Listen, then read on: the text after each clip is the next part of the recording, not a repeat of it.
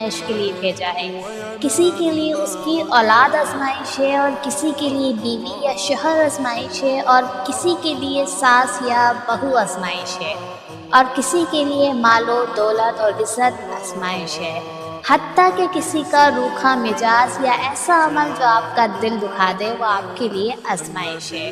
اور سوال یہ ہے کہ کیا آپ اس پر صبر کریں گے؟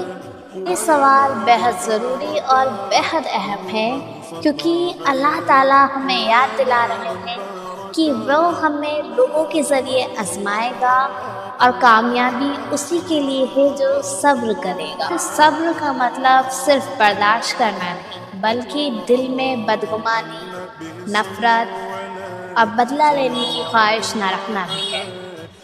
تو دوستو، صبر کریں جو اللہ آپ کو اور ہمیں اس کا اجر دے۔